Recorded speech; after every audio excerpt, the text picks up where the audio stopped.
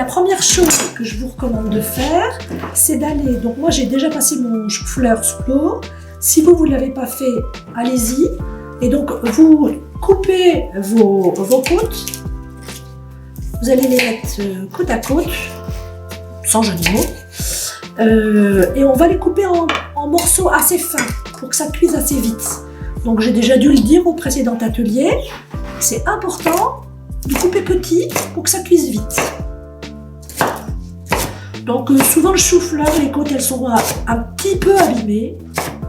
C'est pas très grave. Donc quand je dis petit, vous voyez, c'est des morceaux comme ça.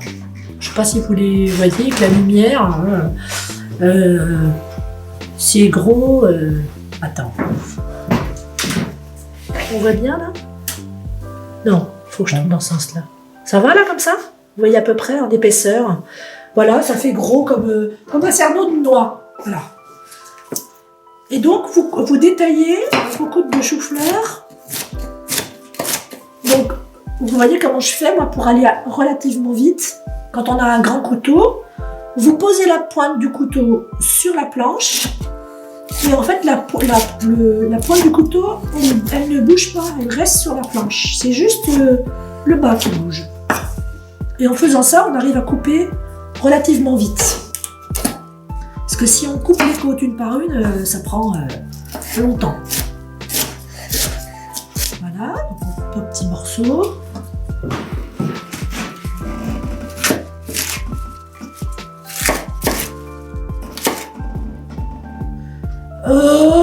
Oui, moi il me restera pour au moins 2 jours. Vous faites comme d'abord ça va dépendre de votre chou-fleur parce que des fois les chou-fleurs il n'y a pas beaucoup de côtes. Hein. Moi aujourd'hui j'ai fait une animation dans une école, il n'y avait pas beaucoup de côtes dessus. Hein. Donc ça dépend aussi de ce que vous avez comme matière première déjà. Vous voyez, moi par exemple, là j'en ai beaucoup. Je pense même que j'ai pas besoin de mettre de pommes de terre moi dedans, tellement j'en ai. Et donc, y compris, on peut couper la base, le trognon, on va dire. C'est souvent dans le trognon qu'il y a le plus de vitamines. Donc, comme vous le savez peut-être, sinon je vous l'apprends, moi je suis journaliste spécialisée dans l'alimentation. Il n'y a pas longtemps, j'ai fait un article sur le chou. Et le chou, c'est vraiment un légume qui a énormément de vertus. Tous les choux, hein, quels qu'ils soient, voilà, donc le chou-fleur comme les autres, c'est très riche en calcium, c'est très riche en vitamine C. Bon, c'est pas le chou-fleur qui est le plus riche en vitamine C, mais il y en a quand même dedans. Et il y a beaucoup d'éléments soufrés qui sont très intéressants pour la santé.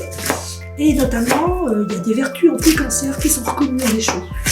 Donc c'est intéressant d'en manger régulièrement. L'inconvénient, c'est que parfois ça se digère pas très bien. Voilà, donc pour bien le digérer, notamment, il faut bien le cuire. Pour ceux qui ont des intestins assez fragiles, on peut rajouter des aromates, des graines, genre mettre du cumin, mettre du fenouil, ce genre de choses. Voilà. Donc moi, j'ai fini de couper mes côtes de chou-fleur. Donc vous pouvez déjà faire chauffer votre casserole pour qu'on puisse faire revenir un petit peu le chou-fleur. Et puis on met la matière grasse qu'on veut. Donc moi je vais mettre de l'huile d'olive, mais vous pourriez utiliser la matière grasse qui se chauffe que vous auriez. Ça pourrait très bien être de l'huile, par exemple moi j'aime bien utiliser de l'huile de coco. Ça pourrait être du beurre si vous aimez, voilà. Moi je mets mes côtes dans l'huile.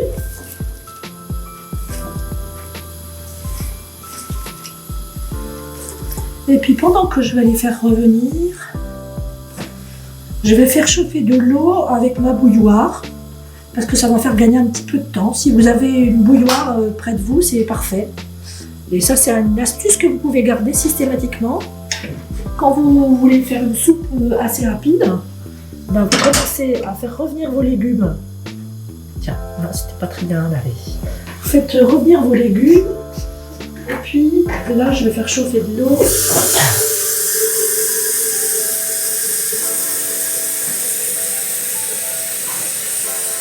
Dans ma bouilloire.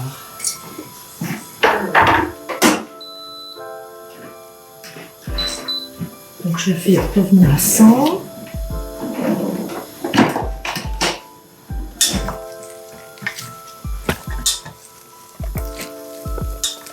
Donc pendant qu'on fait revenir un petit peu le chou légèrement pour commencer à cuire, moi je vais rajouter la pomme de terre. Et donc je vous propose de l'éplucher. Donc je ne sais pas ce que vous préférez pour éplucher les pommes de terre, il y a beaucoup d'éplucheurs. Moi j'aime bien celui-là. Voilà, puis un peu. Voilà, donc on peut garder la peau des pommes de terre parce que ça donne du goût, il y a des vitamines. Systématiquement, je l'ai déjà dit au dernier atelier, mais je le redis, il y a beaucoup de vitamines et de minéraux dans la peau des végétaux. Et donc ne pas éplucher, ça a du sens. En revanche, là, c'est un petit peu abîmé, donc je ne sais pas. Et donc je vais mettre ça au compost, soyez attentifs à la façon de retrouver.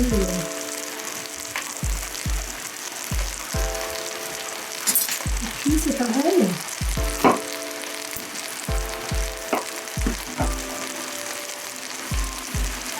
Un petit morceau pour que ça cuise assez vite. Si vous avez des épices à disposition, vous pouvez en mettre dans le chou, je n'ai pas mis dans les ingrédients, mais c'est pas mal. Moi je vais mettre du cumin par exemple, parce que ça facilite la digestion et puis ça va donner un goût sympa. Et c'est toujours bien les épices de les mettre dans la matière grasse, parce que du coup le parfum se diffuse dans le gras et on va le sentir dans toute la soupe après. Donc ça fait vraiment partie des techniques du chef de mettre les épices dans la graisse. Vous voyez que là, c'est pas trop petit.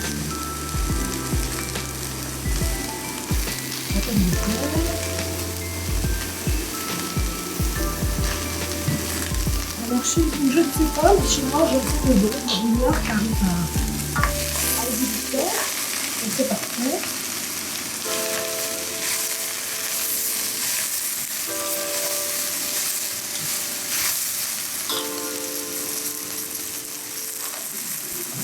Donc je verse mon junior sur le pain.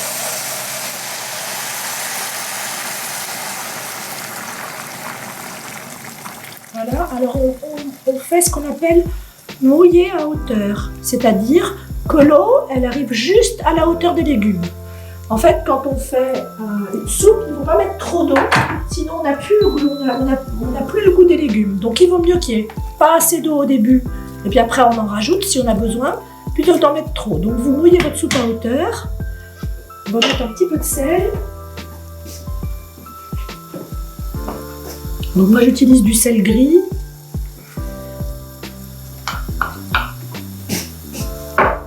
Et puis on met un couvercle sur sa casserole et on laisse cuire la soupe. Ça va? Alors, le principe des galettes, c'est de mélanger une céréale avec les légumes. On met un œuf, l'œuf il va permettre de lier le tout. Et puis, on va former des galettes et on va les cuire à la poêle. C'est aussi simple que ça. Et donc, c'est vraiment une façon sympa de recycler les restes qu'on a dans son frigo. Et je vous recommande, voilà, à chaque fois, des fois, on dit oui, oh, il me reste pas beaucoup de riz ou pas beaucoup de quinoa ou de semoule. On pourrait même mélanger tout ça. Et puis, parfois, on peut rajouter des légumes en plus si on a envie, parce qu'on n'en a pas assez. Mais c'est une façon sympathique de recycler ses légumes. Donc on va commencer par mettre un petit oignon. En tout cas moi il n'y a pas d'oignon dans mon mélange de légumes, donc je pense que ça va quand même donner du goût. Donc je l'épluche. Voilà. Moi je trouve qu'un oignon c'est quand même souvent la base pour donner du goût à la cuisine. Et donc, je propose, parce que c'était dans les ingrédients, de faire la même chose et de couper en petits morceaux. Moi, pour couper petit, vous voyez, j'ai fait des tranches. Donc j'ai coupé mon oignon en deux, puis en 3 tranches. Et après, je vais couper dans l'autre sens. Donc je fais des bâtons, entre guillemets, avec mon couteau. Et puis après, je les remets encore tous côte à côte et je les recoupe dans l'autre sens. Et ça va me permettre d'avoir des dés qui seront à peu près de la même taille. Donc moi je suis pas chef, hein, j'ai pas de CAP de cuisine, je ne travaille pas dans un restaurant. Donc un chef dans un resto, il trouverait que ce que je fais c'est pas du tout conforme à ce qu'il attend. Mais comme nous on est dans notre cuisine à nous et qu'on se fait à manger pour nous, on n'est pas obligé d'avoir un truc qui soit hyper au carré. C'est juste parce que c'est important quand même d'avoir des légumes qui soient taillés à peu près de la même taille pour pas avoir des gros bouts, des petits bouts, voilà. L'important c'est ça, c'est d'avoir des légumes qui soient taillés assez petits pour que ça cuise relativement vite. Et puis à peu près tous similaires en taille. J'allume sous ma poêle. Je vais mettre un petit peu d'huile d'olive à nouveau. Puis je vais faire fondre les oignons.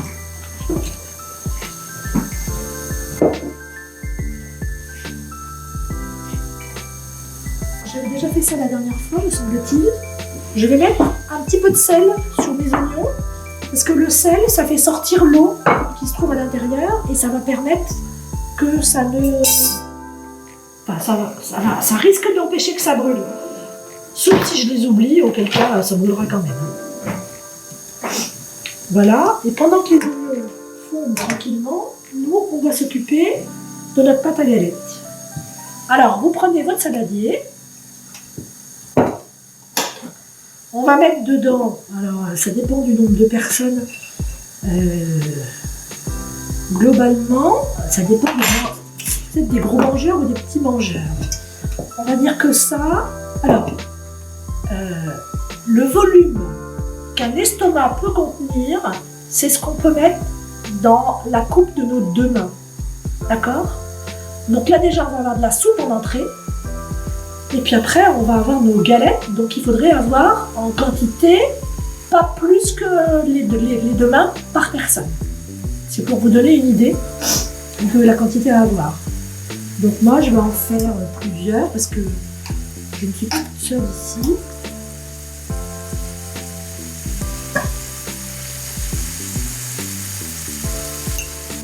Voilà. Donc, je ne sais pas comment votre riz a cuit. Moi, le mien, il a un petit peu collé. Ce qui était intéressant. Enfin, voilà, quand il est fait trop, c'est pas bien non plus. Voilà, donc moi, je suis en train d'égrener mon riz. Je suis en train d'écraser pour pas avoir des gros paquets de riz. Et pour qu'il puisse bien se mélanger avec les légumes. Voilà. Là pour vous. Donc là j'ai mes oignons qui sont en train de fondre. Moi je pense que je vais mettre, je vais peut-être mettre de l'ail en poudre.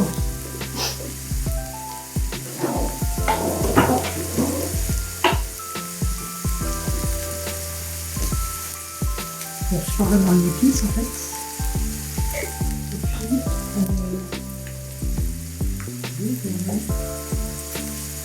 Qu'est-ce que je vais mettre? Je vais mettre un petit peu de curcuma. Comme ça donnera une jolie couleur jaune, sinon ça va faire un peu moche. Et après, je vais d'abord mettre mes légumes.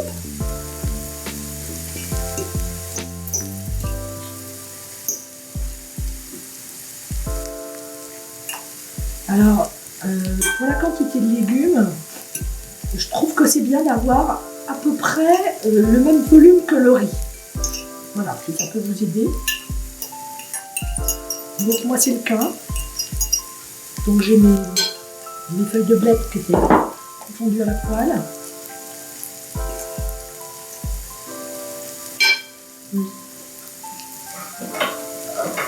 C'est ça.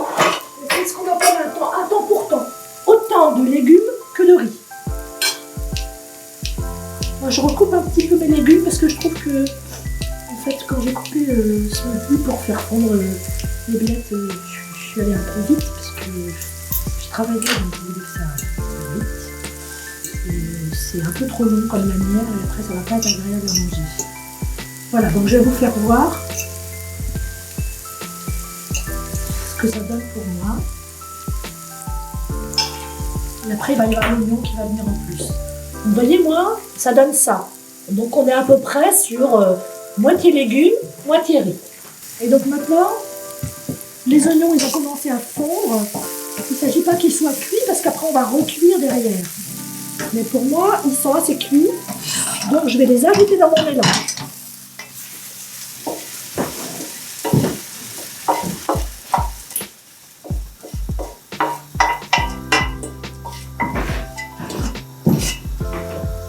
Voilà.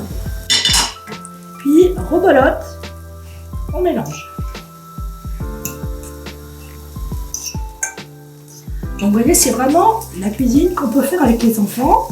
On peut s'amuser, on peut mettre plein de sortes de légumes, on peut faire chacun sa galette. Il y a vraiment de bonnes possibilités de créativité. Et puis, on va ajouter ce qui va donner, qui va permettre d'amalgamer, on va mettre de l'œuf.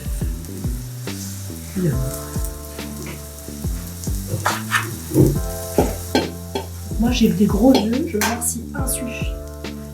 Peut-être qu'il faudra que j'en rajoute un deuxième. Donc je casse le jaune et le blanc au milieu là.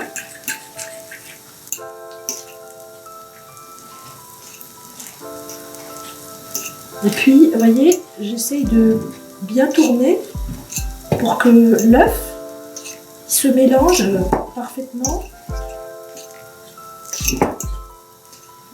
dans les légumes. Dans le doute, peut-être en mettre un deuxième. Est-ce que vous en avez un deuxième, vous, œuf dans votre cuisine, les uns et les autres? Vous voyez ce que ça donne, mais il vaut mieux en mettre trop que pas assez. Et je pense après que vous pouvez en profiter, puisque c'est un moment où on mélange bien, on peut saler. Alors certainement que votre riz est déjà salé, vos légumes aussi le sont. Malgré tout, on peut ressaler encore un petit coup. Pas beaucoup, parce qu'on a salé quand même les oignons. Mais voilà, on remélange. Ouais, là c'est bien. Donc là, on a une sorte de pâte. Et ensuite, ça va prendre un certain temps à cuire.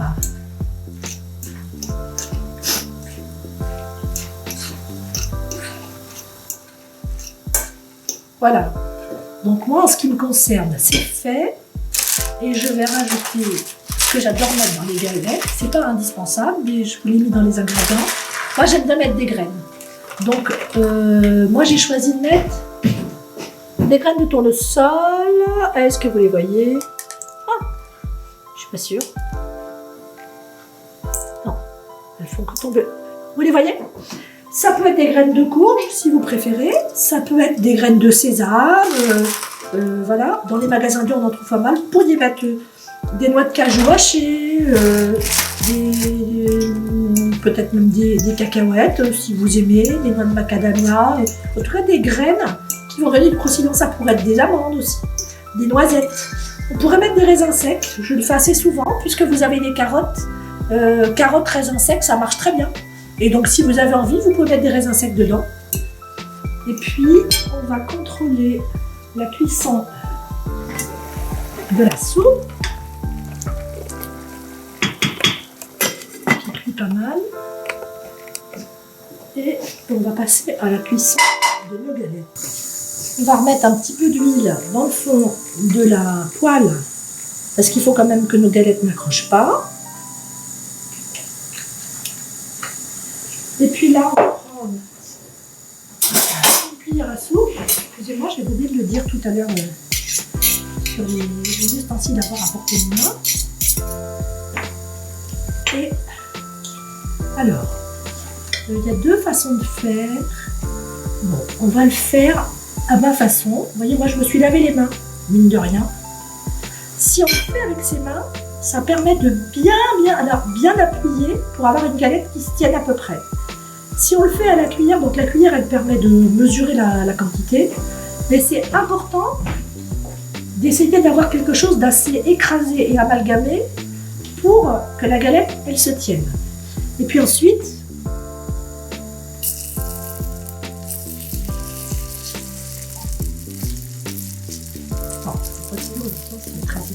celle-là, avec l'œuf, ça va aller. Donc je recommence. Je prends une grosse cuillère à soupe de mélange. J'essaye de bien écraser avec mes mains. Vous voyez comment je fais pour avoir quelque chose qui soit le plus amalgamé possible. Et après, alors là on va le faire comme ça. Vous voyez? Hop. Voilà. Donc selon ce qu'on a mis, par exemple si on met de la semoule, c'est beaucoup plus compact que si on met du riz, ça dépend de la quantité de légumes. Voilà. Et là on va en mettre 4, pas plus. Parce qu'il faut qu'on puisse les retourner après. Donc ça prend un peu de temps. Des fois il m'arrive de faire des boulettes. Donc avec le même mélange, au lieu d'avoir une galette, je fais des petites boulettes. Et on peut les rouler par exemple dans un peu de farine, voilà, pour qu'elle soit plus compacte. Voilà. Évidemment, vous faites attention à bien vous laver les mains. Et puis,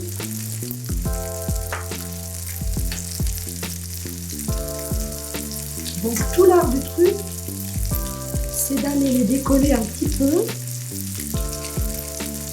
pas que ça s'avachisse. Alors je vous garantis pas, pourtant ça fait des années que j'en fais, mais parfois, vu que les proportions c'est un peu au pif, ben, des fois c'est beaucoup moins compact que d'autres. Et donc là par exemple, vous pouvez en profiter pour appuyer fermement, mais pas trop non plus, mais quand même un peu, sur le dessus, parce que la partie qui est sur le fond de la poêle, elle est en train de cuire, donc l'œuf il est en train de faire son travail. Et là, si vous appuyez un petit peu, vous allez aider à ce que ça puisse s'amalgamer. Alors ensuite, je vais prendre, je ne sais pas si vous avez, est-ce que vous avez une spatule? Vous avez ça? Ça c'est idéal. Ça va vous aider à retourner. Alors, première chose à faire, on va tester pour voir si ça tient. Ouais, ça a l'air. Alors, première étape, la galette tient. Mais alors attention, après il faut la retourner et il ne faut pas qu'elle tombe. Donc il faut faire un petit coup de poignet. Hop. Quand on fait la cuisine, comme je vous propose de le faire, c'est-à-dire un peu au pif, pas tout à fait, mais un peu quand même, on avait un objectif qui était de faire des galettes. Mais voilà, sur les quantités, on n'est quand même pas hyper rigide comme on peut l'être, par exemple en pâtisserie, etc. Parfois, le résultat ne correspond pas à d'autres attentes. Ce qu'il faut, c'est être souple et être capable de s'adapter. Et donc, du coup, vous pouvez très bien faire un riz revenu, comme on fait en Asie, et ça peut être extrêmement bon. Et donc, effectivement, vous n'aurez pas des galettes, on est d'accord. Mais vous aurez quelque chose de très savoureux.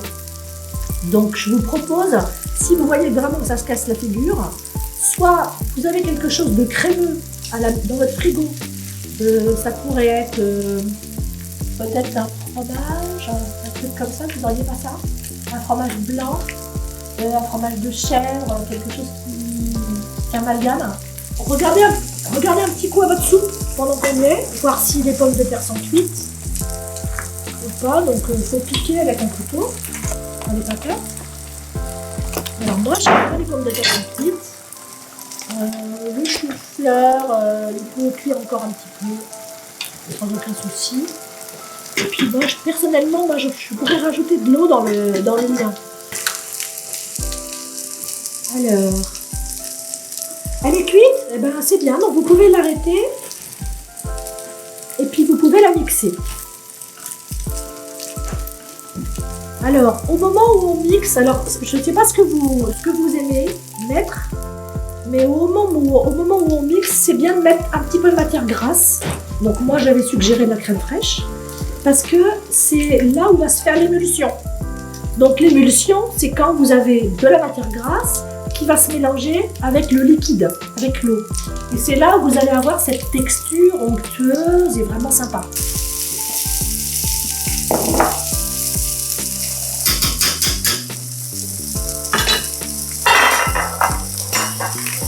Donc attention les oreilles. Cette étape de la soupe, c'est intéressant de la goûter pour savoir si elle ne manque de rien. Donc notamment de sel, d'épices. Voilà. La mienne elle est trop épaisse, je vais rajouter de l'eau déjà. Elle n'est pas assez salée. C'est hyper important de goûter. Hein.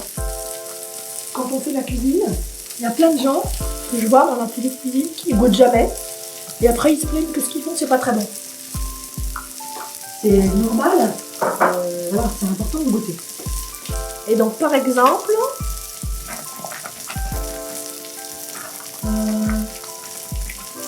je vais remettre de l'eau. Donc c'est vous qui décidez de la texture que vous aimez. Il y a des gens qui aiment des soupes assez épaisses, comme des purées, d'autres qui préfèrent des soupes beaucoup plus liquides. C'est une question de goût, il n'y a rien qui soit bien ou qui soit mauvais. En revanche, moi ce que je vais lui faire à cette soupe, c'est que je vais lui rajouter une épice que j'aime, un mélange d'épices que j'aime beaucoup, c'est le 4 épices. Donc dans le 4 épices, il y a de la cannelle, de la muscade, du poivre et de la girofle.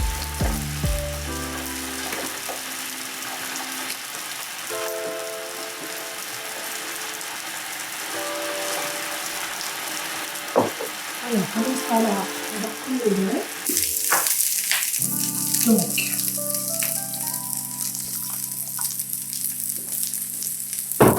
Donc c'est à vous de trouver la texture de soupe qui vous convient.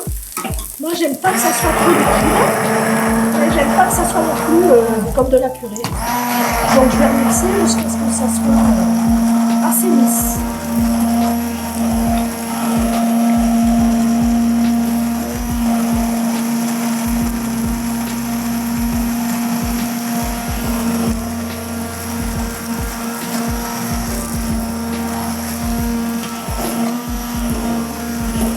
Pour ceux qui auraient fait un mélange qui ne tiendrait pas, on peut aussi faire ça. Donc, vous voyez, je suis en train de verser tout le contenu sans faire de galette avec. Je verse tout dans la poêle et je vais le remuer. Jusqu'à ce que ça se cuise. Et puis ça sera tout. Donc de la même façon, quand on fait des œufs brouillés, ça cuit assez vite. Mais là, ça va être pareil. Ça va cuire assez vite.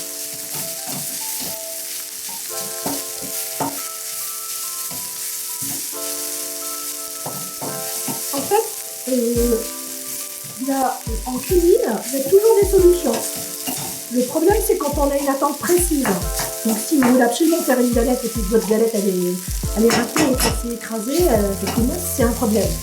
Si vous dites que vous voulez recycler vos restes de riz ou vos restes de légumes, et bien alors, voilà, si vous essayez de faire une galette, ça n'a pas réussi comme vous l'espériez, mais vous pouvez faire autre chose avec, et vous aurez une poêlée de riz aux légumes, et ça sera très bon aussi. Et donc c'est là qu'apporte la protéine. Parce que comme vous le savez, à WeChange, on propose quand même de limiter les protéines du soir, soit de ne pas manger de protéines animales du tout, ou alors prendre des protéines légères. Et donc voilà, là c'est déjà cuit. Moi je vois à la texture que là il est cuit. Hop, je vais couper dessous. Alors, je vais goûter, et si je juge que c'est bon, je ferai goûter aux personnes qui m'accompagnent.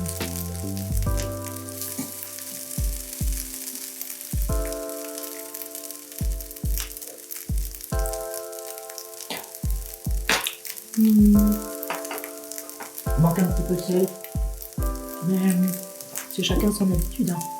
Hein. Voilà, donc moi vraiment, je vous encourage à vous approprier une recette, quelle qu'elle soit. Vous avez la base, vous voyez qu'en mettant des côtes de chou-fleur, un peu de pommes de terre, vous pouvez avoir une soupe sympa. Et après, vous mettez ce qui vous convient. Vous auriez pu mettre du lait de coco, vous auriez pu mettre du curry, enfin voilà, plein de choses sont possibles.